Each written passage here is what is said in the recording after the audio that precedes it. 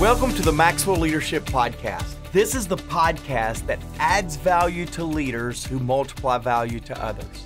My name is Mark Cole. I'm the CEO of Maxwell Leadership.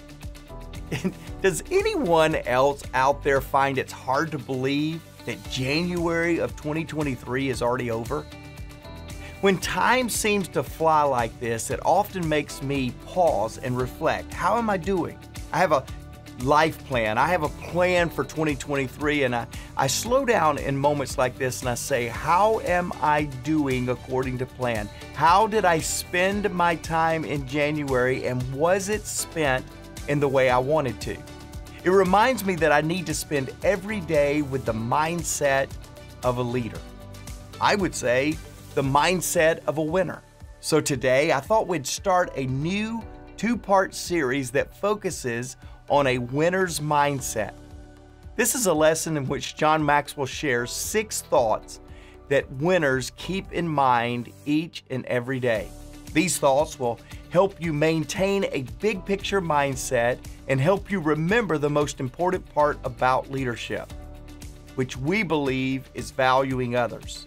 After John's lesson, I will be joined by one of the biggest winners I know, Traci Morrow. You love her, I love her. She and I are going to discuss John's points and offer some application that will help you apply these principles not only to your life, but to your leadership. If you would like to download this episode's bonus resource, which that is a fill-in-the-blank PDF that will go along with John's lesson, just go to maxwellpodcast.com/winner. Click the bonus resource button and follow along with John. You can also watch this episode on YouTube by visiting maxwellpodcast.com/YouTube. Now, okay, winner, get ready. Here is John Maxwell. Well, what I'm going to give you today are 6 thoughts that I promise you that if you can do more than just think on them, you can apply them to your life, they will take you to the top. There are many thoughts that will take you to the top, certainly more than 6. But the reason I'm sharing these 6 with you is these thoughts have taken me and have allowed me to grow and advance in my life. Number 1, it's what you learn after you know it all that counts. That's the first thought. It's what you learn after you know it all that counts. John Wooden said that, the great basketball coach for many years at the UCLA Bruins. But I know a lot of people that after they have been doing their business for a period of time, they quit learning. They quit growing. Here's what I know. Leadership is developed, not discovered. We're way too mystical about leadership. We're always wanting to discover a leader. Quit trying to discover a leader, or quit trying to discover a way to be a leader, and just start developing as a leader. My friend Rick Warren says, the moment you stop learning, you stop leading. 20 years ago, I used to teach that leaders are quick to change and followers are slow to change. I said, I've changed my thought on that. I don't think that leaders are any quicker to make changes in their lives than followers, unless it's their idea. In fact, here's what I believe. I believe that leaders are slower to embrace change than followers, unless it's their idea, because most leaders, when they see change coming and it's not their idea, they become protective of their turf and want to make sure nothing takes away their power or their ego strokes or whatever. Woo. The second thought that'll take you to the top. Don't let anyone steal your dream. Now, the reason I say don't let anyone steal your dream is here's what I know. If you have a dream, let me stop here for a moment. Let me tell you what you can go to the bank on. If you have a dream, you can go to the bank on this statement. Somebody will come and try to steal it from you. Somebody will try to rob you of the joy of the dream. Somebody will try to poke holes in it. Somebody will try to let the air out of the balloon. I promise you, there are these dream busters. They just run around. They think it's their calling because they can never succeed. They think it's their calling to cause you to fail. They're not the wind beneath your wings. They're the anchor on your boat. These dream busters will try to steal your dream. All of my life, I've had to fight for my dream. My friend Bob Beal one time said, dreams are very fragile. They're like bubbles that are floating in the air very close to jagged rocks. It just takes a wind and they'll just burst. I promise you, somebody's going to come along and they're just going to try to bust the dream. And that's why Walt Disney said, all our dreams can come true if we have courage to pursue them. Wow. What kind of a person comes and steals your dream? Let me give you 4 kinds of people that steal your dreams. First of all, cop-outs. People that just cop out on life. They're quitting over everything. Quitters, cop-outs. Secondly, burnouts. The people that burn out themselves, and since they've fizzled, they think you should too. Thirdly is strikeouts. They just go up and strike out, and so they want you to. And thirdly are dropouts. You got to watch out for those 4 kind of people. Listen to me. Here's what you got to do. Hang around firelighters, not firefighters. Hang around people that will help light the fire, ignite the fire in you, and get you going. We've talked about 2 thoughts that will get you to the top. One, it's what you learn after you know it all that counts. And number 2 is don't let anyone steal your dream. Let me give you the thought number 3. You can spend your life any way that you want to, but you can only spend it once. That's a tremendous thought. You can spend your life any way you want to. You can run your own life. You can run it to the ground. You can run to the top. You can do anything you want to with your life. You call the shots. You're the coach. There's no problem there. But can I tell you something? All I want you to know is you can do anything you want to in this life, and all I want you to know is you only get one. I have a quote in there for you. The value of life lies not in the length of days, but in the use that we make of them. A man may live long, yet live very little. Think about these 4 things while you're spending your life. Number 1, purpose. The second thing to think upon while you're spending your life is today. Because today is my opportunity to use this gift. Today is when I can dispense of this gift. 3 is tomorrow. Think about tomorrow, because that's going to be my gift to mankind. What I do for tomorrow. The great use of life is to spend it for something that will outlast it. Number 4 is potential. And most of us exchange our lifetime for much too little. Hey, podcast listeners. How would you like to be equipped with the tools to continue your personal growth and refine your strengths and weaknesses, all while being surrounded by other growth-minded leaders like yourself? You may have heard of Personal Growth Day. For our 2nd time ever, Maxwell Leadership is hosting this one-day event on March 13th in Orlando, Florida. This event is designed to dig deeper into who you are and how you tick so that you can become the best version of yourself. If you're unable to attend Personal Growth Day in person, we also offer virtual access to the event. If you would like to participate in a one-of-a-kind experience and stand shoulder to shoulder with growing leaders who will sharpen your skills and equip you to create powerful, positive impact, go to maxwellleadership.com/personalgrowthday to learn more or get your ticket. We'll see you there.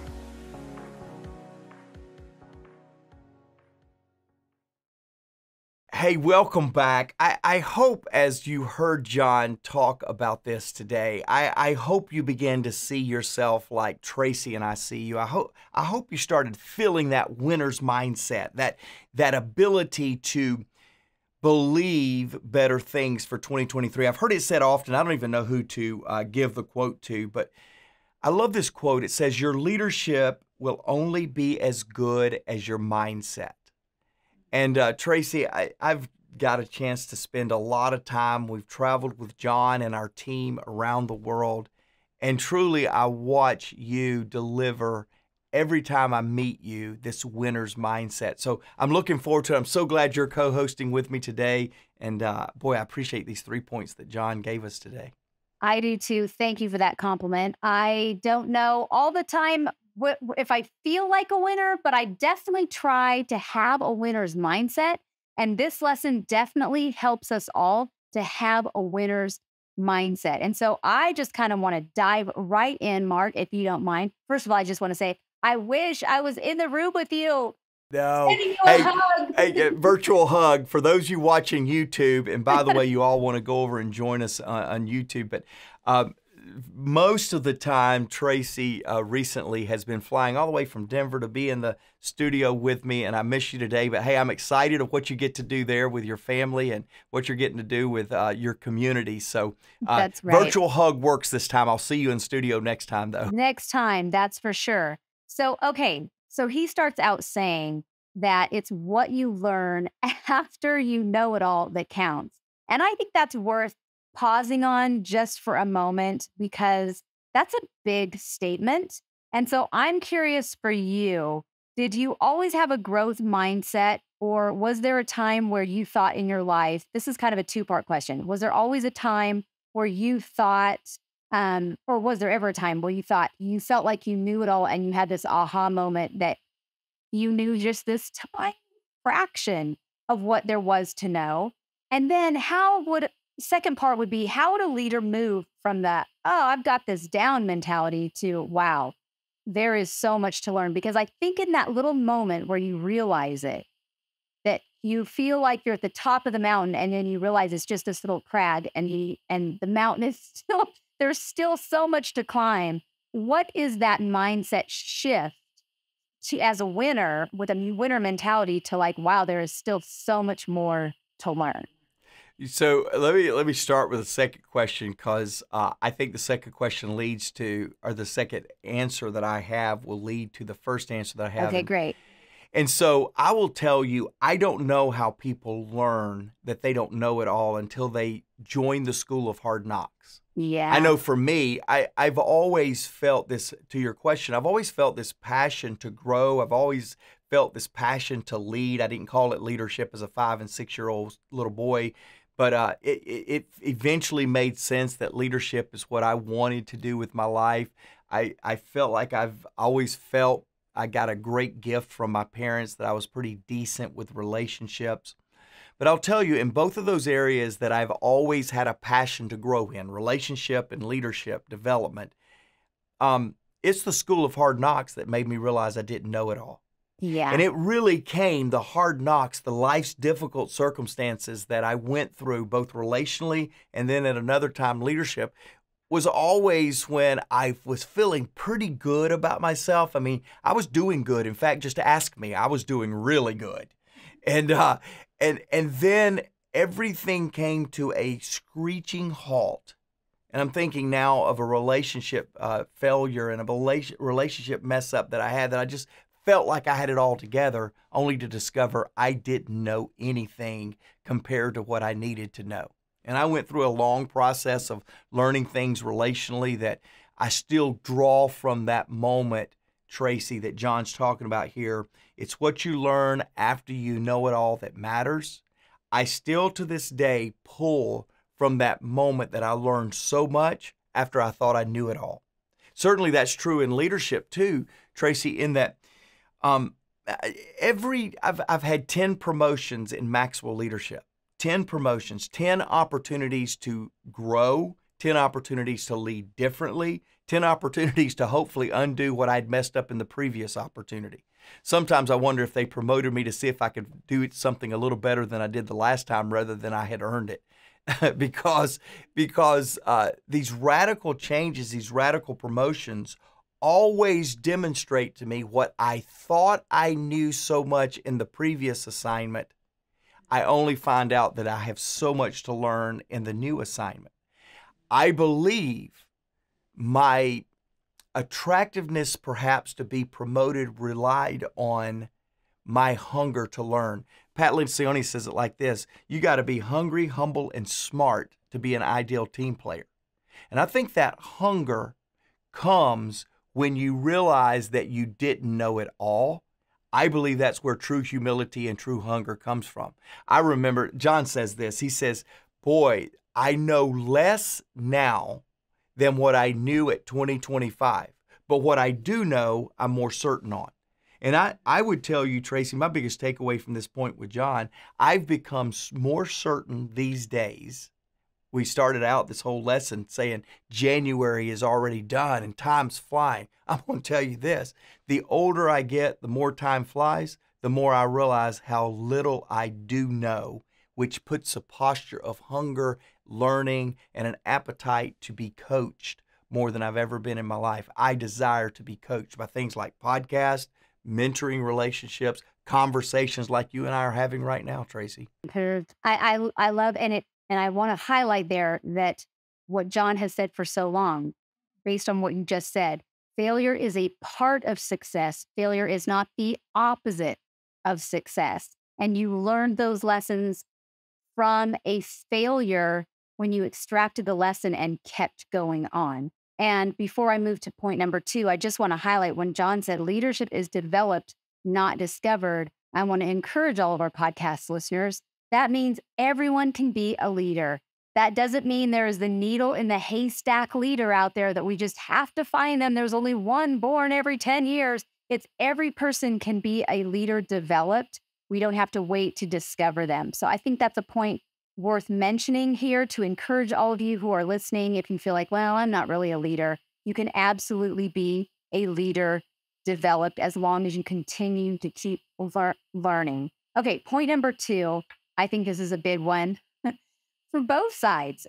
Don't let anyone steal your dream. I think every person who has a dream deep inside of them who has ever expressed it to someone, maybe you are listening and you are feeling discouraged, podcast listener, because you have shared your dream with the people close to you and they have maybe been a dream buster to you. They have maybe squelched that for you. So Mark, I'm just curious, what if a leader is surrounded by dream busters? Or what if they're listening to this and they're realizing, gosh, I kind of counted myself as a realist, but what I'm recognizing as John is listing off some of the things, the descriptions, that maybe I am a dream buster. And so maybe somebody who's listening, can you encourage them? And maybe they're looking for somebody they don't have anybody really to encourage them in their life and growth. Well, yeah, I can, Traci, and I love how you position this. And let me say this. If you really have a big dream, prepare yourself that you're going to have some busters around you. You're going to have some cop-outs. You're going to have some burnouts. You're going to have some strikeouts. You're going to have some dropouts. Because the bigger the dream, the harder it is to find a team that will pursue the dream with you. So just know, the bigger your dream, the more you need to really discover what Traci's asking here. What do I do when I'm surrounded by people that are not buying into my dream? In fact, I find them really more discouraging my dream than encouraging my dream. And the first thing that I would tell you, hey, is you're not alone. That's all of us. There are times right now in my dreams and what I'm pushing for and what I'm pursuing that I look around and feel so isolated, so lonely. In fact, it goes back to, I love this being the first podcast of February in a brand new year, because by now you are the subject of New Year's resolution denial. In fact, you go, did I ever suggest that? Did I really join that gym? I mean, you know, all the routine we all go through by February is to say, was that really a dream or was that just indigestion? I mean, what were we dealing with next year? Yes, exactly. We'll get it next year. And I want to challenge you, 1 month into this year, I want to challenge you to go back and really challenge yourself to say, why am I coming up short in my dream already 30 days in? Why am I coming up short in this dream that I keep chasing and it's not happening for me? What is the reason? And I'll tell you, Traci, I believe that really there's probably 2 or 3 reasons. John has 10 reasons in his book, Put Your Dream to the Test. He deals with it in this book, Today Matters. We'll talk more about that book in just a moment. But I think it really comes to, do you own the dream? It comes to a question of ownership. Did you really count the cost and say, no matter the cost, I'm going to do it? I think the second reason is we haven't given the dream time. We're impatient. Now, this is not you, Traci. This is just me. But I can speak for John Maxwell. It's John Maxwell, too. There's a level of impatience. If it's not we didn't have ownership, it's we don't have patience to give the dream the time to work. In other words, you're well on your way, and you're too close to the journey that you can't see the destination. You can't see the journey, but you're in it. Or you can't see the goal line, but you're in it and you're doing fine. Encourage yourself. You're good. I think the third reason, and I'll take a minute to talk about this one, I think it's environment. And I think that's what John's talking about with this particular point. He says there's cop-outs, burnouts, strikeouts, dropouts. I think that really goes to environment. Who are you surrounding yourself with that will help you accelerate the journey you're taking towards your dream? I know for me, for years, I surrounded myself with people that felt like the environment I was in was the biggest environment I would ever experience. They were not dream enhancers. They were dream limiters.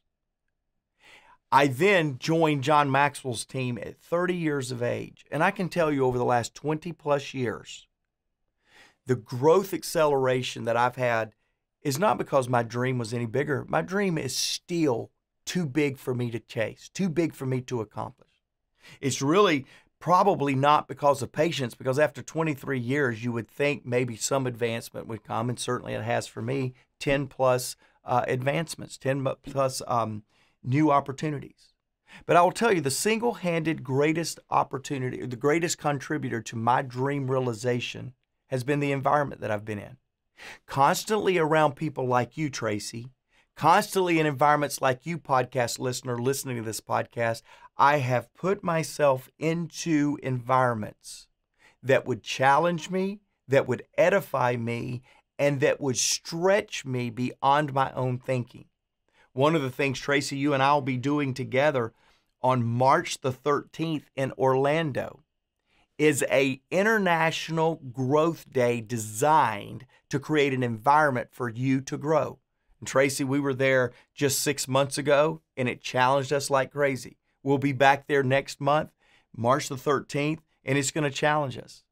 In fact, I wanted to make this available to you. I mean, we're talking about John Maxwell will be speaking at this event. Valerie Burton, incredible communicator on resilience.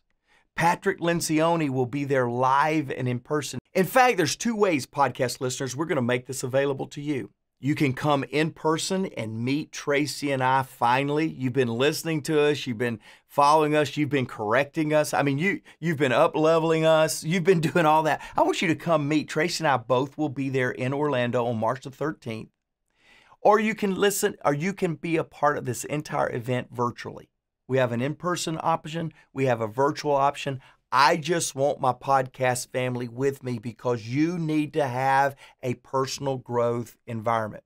If you will go to maxwellleadership.com/personal growth day, you will find both the in-person option, you'll find the virtual option. In fact, we've got some VIP options to where you can get greater access to some of the communicators of the day. It is going to be a day filled with multiple people, not just John, Valerie, and Pat. It's going to be multiple people that will be a part of that. You'll find more at maxwellleadership.com/personal growth day. But Traci, coming back to this point that John made, I believe of all the things, ownership, patience, I believe the biggest thing that has contributed to my realization of my dream has been my environment.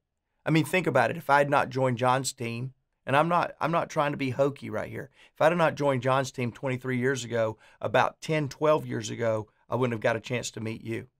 We wouldn't have got a chance to be guides together in Maxwell's growth environment, the app. We wouldn't have got to share stages like we will on March the 13th. I have constantly been exposed to greater thinking, greater possibility, and greater people because of the environment that I've put myself in. Same.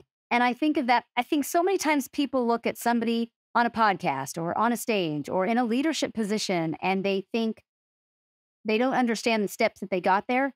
Truly, for you and I, it's just a matter of taking learning steps to regular people who just leaned in ferociously for growth.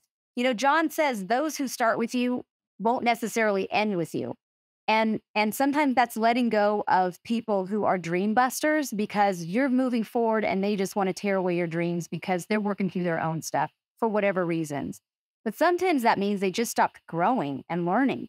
And for me, I never wanted to be somebody who was left behind. I wanted to be somebody who was growing right along, trying to keep up with the people who were growing and leading me towards more growth. And that's somebody, you're someone who's that person for me, Mark. I mean, I see you growing and I don't want to be left behind. I want to be hanging on to your tails as you're hanging on to John's tails as we are learning and being pulled into that next level of growth.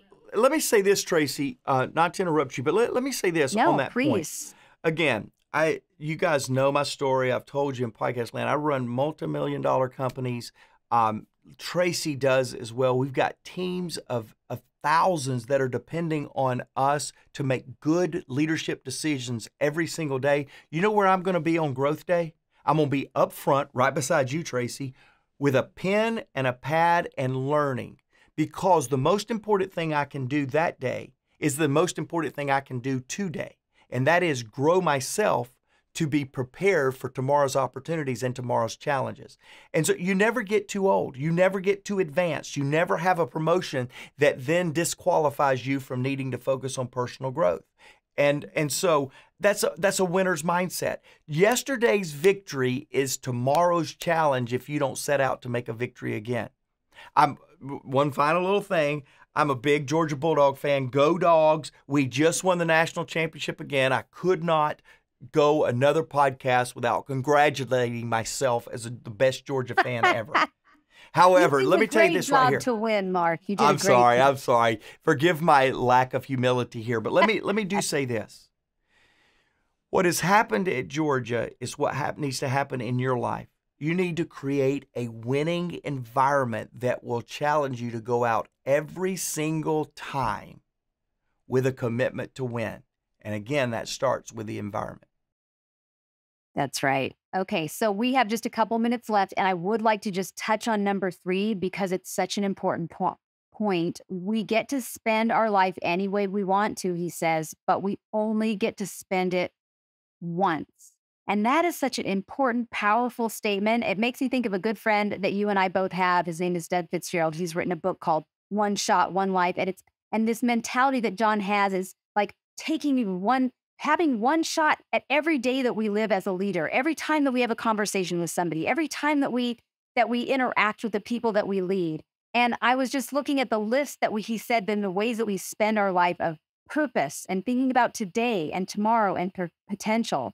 And I was thinking, Mark, as you are contemplating the fact that we have one shot, one chance to spend on each and every day, how do leaders tend to sabotage their influence in these areas of their purpose and thinking about today and their potential? And how can they reclaim their purpose and today and tomorrow and their potential? What is the mindset of a winner that they need to get into to think about reclaiming their influence on their purpose and today and tomorrow and their potential? Well, it's so interesting because as John was teaching that a few moments ago, I was sitting here thinking about leading during the best of times and for my life, some of the most challenging times. So I believe every leader has to deal with. I was listening to a world-renowned communicator. If I called his name, you would know it. But I was listening to a lesson from him early this morning about how to grow your influence. And in that, he began to share how oftentimes we allow the current reality to stop us from the current reality. Here's what he meant. There are difficult times that we're all going to go through, but the difficulty really should shape us for a better tomorrow. In other words, today's challenges really is a setup for tomorrow's accomplishment. And too often, I miss the best of times because I'm too worried about the challenge that I'm going through, which then makes me speed through the joy of today's accomplishment in anticipation for tomorrow's opportunity or accomplishment or challenge. And I think a winner's mindset realizes the power of the moment, realizes the significance of right now accomplishment, the power of learning and experience today what will set you up for tomorrow. And too many of us leaders, We can't enjoy today's win because we're too worried about tomorrow's foe, tomorrow's adversary, tomorrow's difficulty, and we lose the moment, and therefore we walk into tomorrow with more dread about the challenge we're going to face than carrying today's momentum of a win that will minimize the challenge of tomorrow. So we don't capitalize on the win of today from a mindset standpoint because us leaders are too forward-facing. We're too tomorrow-focused. If we can figure out a way to be in the moment of today's win, tomorrow's challenge will be minimized because of the winning perspective, the winning mindset that we developed today during the accomplishment. And I'm right now. I mean, just last year, we celebrated some tremendous wins. And rather than letting those wins carry me through the next day or the next opportunity's challenge, I was already moving from the win in the middle of the win and embracing the challenge. And leaders, let me just tell you, your greatest challenge is between your ears. It's not the things that come from without. You have the capacity to deal with the challenges that come from without if you can settle your mindset within. If you can challenge yourself, I'm going to walk into this challenge with a declaration that I am a winner already. Because I won yesterday, I can win tomorrow, and that helps me focus and keep that mindset where it needs to be. Absolutely. I just think ending on that statement that he quoted, the value of life lies not in the length of days, but in the use of the way we make them. And that's the challenge to our podcast listeners. It's the challenge to myself. It's the challenge to all of us is what are we doing with each of our days? Well, it's best illustrated by our listener comment today. And I love to highlight our listeners. It's one of my favorite parts of what we do week in and week out. For those of you that watch YouTube, leave us a comment. For those of you that listen to a podcast on your favorite player, take a moment and give us a comment. Let us know how we're doing, number one, but let us know what you're learning, how you're growing. And today, back to your point, Traci, it comes from Cassia. She listened to the podcast, 3 words that enhance continual learning. And we'll put that in the show notes. Hey, I'll tell you what, we'll put the link to maxwellleadership.com/personal growth day in the show notes. And I'm just going to go ahead and say it, Traci. Today Matters really shaped John's teaching, and we're going to make this available in the show notes as well, and we'll give you a 15% discount. But I want to go back to Cassia because here's what she says. She said, I love the podcast. I commute 3 hours a day for work, and I listen often. Cassia, I got you. When I started with John 23 years ago, my commute was 3 hours and 20 minutes sometimes, depending on Atlanta traffic. And I consumed Maxwell content the whole time. So Cassia, you're making a great decision. She says, sometimes the listening to the podcast is for my development, and other times it's for encouragement because I know I messed up and I know I'm on my way to in a journey of becoming a level 5 legacy-based leader. Cassia, that's a winner's mindset. It's exactly, yes, I messed up. Yes, I had a challenge, but I know I'm on my way to level 5 legacy leadership. And Cassia, you just brought home the point that John, Traci, and I were trying to bring today. Because leaders bring about powerful, positive change. It starts in the mind, and we do it so that we can help others win, because everyone deserves to be led well.